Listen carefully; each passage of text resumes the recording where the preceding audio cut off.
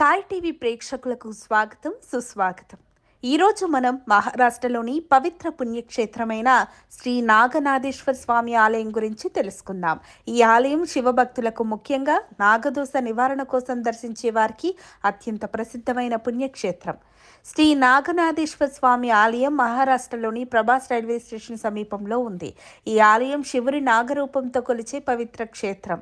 స్థల పురాణం ప్రకారం ఈ ప్రాంతంలో శివుడు నాగనాథేశ్వర రూపంలో స్వయంభువుగా ఆవిర్భవించాడని చెప్తారు. సర్పదోషాలు, కుజదోషాలు, రాహుకేతు దోషాల నుండి విముక్తి కోసం భక్తులు ఇక్కడకు వస్తారు.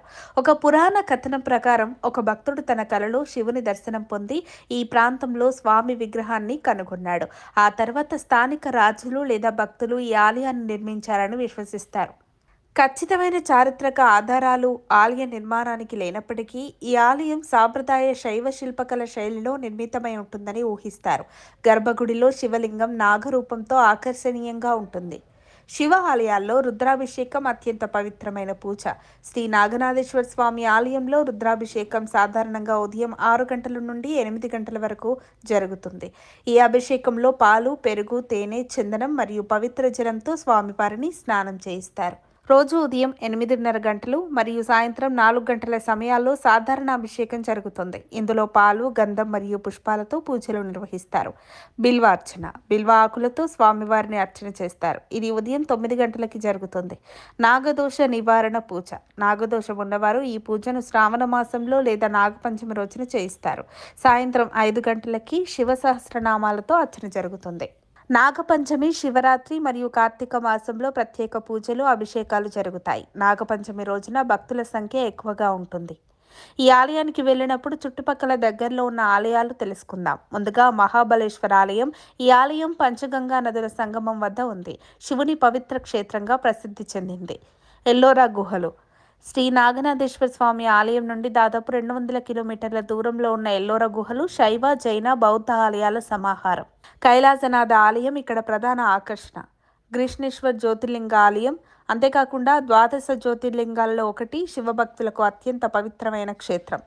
త్రయంబకేశ్వర్ జ్యోతిర్లింగ ఆలయం కూడా ఉంది. గోదావరి నది ఉద్భవ స్థానంలో ఉన్న ఈ ఆలయం శివుని మరో జ్యోతిర్లింగ క్షేత్రం. శ్రీ నాగనాథేశ్వర స్వామి ఆలయానికి భక్తులు ఎలా చేరుకోవాలంటే ముంబై, పూణే లేదా ఔరంగాబాద్ నుండి ప్రభాస్ రైల్వే స్టేషన్కు రైళ్లు అందుబాటులో ఉన్నాయి. స్టేషన్ నుండి ఆలయం సమీపంలోనే ఉంది కాబట్టి ఆటో లేదా టాక్సీ ద్వారా చేరుకోవచ్చు. పూణే నుండి ప్రభాస్కు బస్సులు లేదా ప్రైవేటు వాహనాల ద్వారా చేరుకోవచ్చు. దాదాపు 150 నుంచి 200 కిలోమీటర్ల దూరం ఉంటుంది. రహదారి మార్గం సౌకర్యవంతంగా ఉంటుంది. ఔరంగాబాద్ లేదా పూణే విమానాశ్రయాల సమీపంలో ఉన్నాయి. అక్కడ నుండి టాక్సీ లేదా బస్సు ద్వారా ప్రభాస్ రైల్వే స్టేషన్కు చేరుకోవచ్చు. శ్రీ నాగనాథేశ్వర స్వామి ఆలయం శివభక్తులకు సర్పదోష నివారణ కోసం వచ్చే వారికి అద్భుతమైన పుణ్యక్షేత్రం. ఈ ఆలయ దర్శనంతో సకల దోషాలు తొలగి స్వామి అనుగ్రహం లభిస్తుందని భక్తుల నమ్మకం. మీరు కూడా ఈ పవిత్ర క్షేత్రాన్ని దర్శించండి, స్వామి ఆశీస్సులను పొందండి. మా వీడియో మీకు నచ్చినట్లయితే మా ఛానల్ను సబ్స్క్రైబ్ చేయండి, లైక్ చేయండి మరియు కమెంట్లో మీ అనుభవాలను షేర్ చేయండి. ఓం నమః శివాయ. సర్వేజన సుఖినో భవంతు. మరిన్ని అప్డేట్స్ కోసం మా కాయ్ టీవీని సబ్స్క్రైబ్ చేసుకోండి. మా వీడియో కనుక మీకు నచ్చినట్లయితే లైక్ చేయండి, షేర్ చేయండి. మీ విలువైన అభిప్రాయాలను కామెంట్ బాక్స్లో తెలియజేయండి.